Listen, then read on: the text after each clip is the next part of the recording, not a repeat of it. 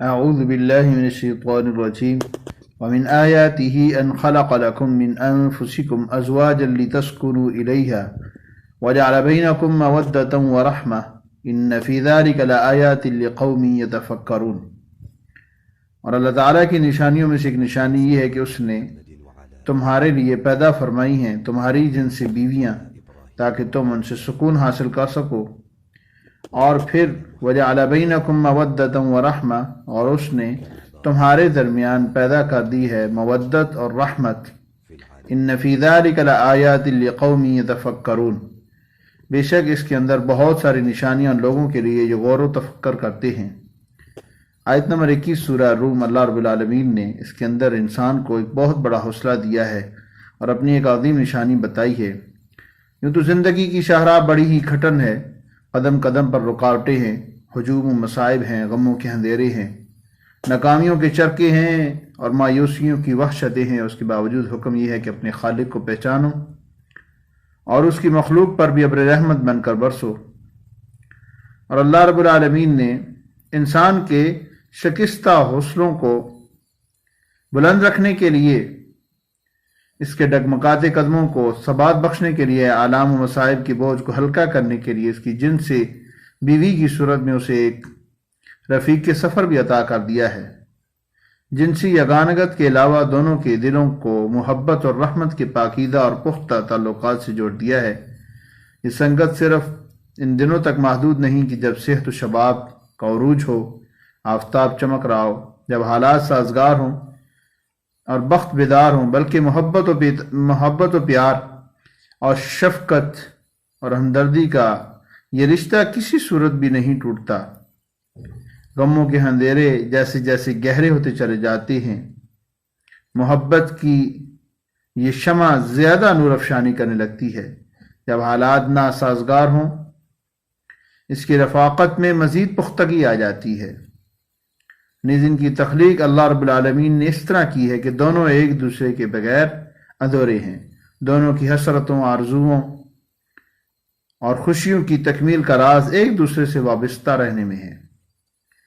اور خود سوچئے، اگر محبت کا چراغ زندگی کی اس کھٹن راہ کو روشن نہ کرتا اور رحمت کا جذبہ ایک دوسرے کی دستگیری نہ کرتا تو اس سفر حیات کا انجام کتنا حسرتناک ہوتا۔ تو ہزار جان قربان ہو اس خالق کریم پر کہ جس نے مرد کی جن سے عورت کو پیدا کیا اور پھر انہیں محبت اور رحمت کے رشتوں میں یوں پرو دیا کہ علیحدگی کا تصور بھی انسان کو پریشان کر دیتا ہے۔ میاں بیوی کے تعلقات پر انسان جتنا غور کرے، پھر ان آیات کلمات طیبات کے اندر یہ غور کرے، ان کو بار بار پڑھے، تدبر کرے اور یہ لفظ یاد رکھ لیں، وَجَعَلَ بَيْنَكُمْ مَوَدَّةً وَرَحْمَةً، وَجَعَلَ بَيْنَكُمْ مَوَدَّةً وَرَحْمَةً۔ جتنا بھی تدبر کرے، اللہ تعالیٰ کی رحمت، حکمت اور قدرت کے جلوے اتنے ہی نمایاں ہوتے چلے جاتے ہیں۔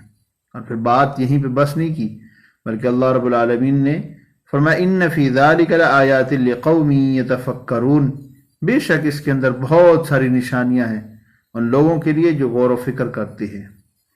فرمایا مرد اور عورت کی آفرینش، اس میں محبت اور رحمت کے یہ تعلقات اللہ تعالیٰ کی کبریائی کی صرف ایک دلیل نہیں ہے، بلکہ اس میں بے شمار دلیلیں سمو دی گئی ہیں۔ جتنا کوئی سوچے گا اتنی ہی اسے معرفت نصیب ہوتی چلی جائے گی۔ اور اللہ رب العالمین کے الفاظ پہ غور تو کرے، قرآن کے الفاظ ہیں ازواجا لتسکنوا الیہا۔ اللہ رب العالمین نے مرد کو ایک خاص قسم کا ایک لفظ استعمال کیا ہے، فرمایا ازواجا لتسکنوا الیہا، تمہارے لیے اللہ رب العالمین نے تمہاری ہی جن سے بیویاں بنائی ہیں تاکہ تم ان سے سکون حاصل کرو۔ اور یہ انسان کو سکون واقعی ایک فرما بردار بیوی سے ملتا ہے۔ اور یاد رکھیں کہ جب آپ شادی کریں تو شادی کے لیے رسول اللہ صلی اللہ علیہ وسلم نے بیوی کا انتخاب کرتے وقت ایک نصیحت فرمائی ہے۔ فرمایا کسی بھی عورت سے شادی 4 چیزوں پہ کی جاتی ہے۔ آپ صلی اللہ علیہ وسلم نے فرمایا اس کے دین کی بنیاد پر، اس کے حسب نسب کی بنیاد پر، اس کی حسن و جمال کی بنیاد پر اور اس کے مال کی بنیاد پر۔ آپ صلی اللہ علیہ وسلم نے فرمایا اگر کامیابی چاہتے ہو تو دیندار کو ترجیح دو، جس عورت کے اخلاق سے، کردار سے، دین سے تم مطمئن ہو اس کے ساتھ شادی کرو۔ اور اسی طرح لڑکی والوں کو بھی چاہیے کہ وہ جب لڑکے کا انتخاب کریں تو ایسے لڑکے کا انتخاب کریں جس کے دین سے، اخلاق سے وہ مطمئن ہو، جس کے کردار سے مطمئن ہو. تو پھر یہ اللہ رب العالمین کہ یہ جو اللہ رب العالمین نے انعام رکھا ہے شادی کی صورت میں، سکون پھر انسان کو تبھی حاصل ہوتا ہے میاں بیوی کو کہ جب وہ شریعت کے اصولوں کے اوپر شادی کرتے ہیں.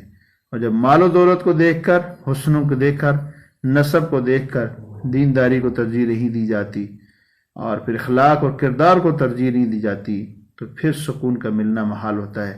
اللہ تعالیٰ سے دعا ہے کہ اللہ رب العالمین ہمیں قرآن مجید کو سمجھنے کی اور عمل کرنے کی توفیق دے. وما علیہ الا البلاغ المبین.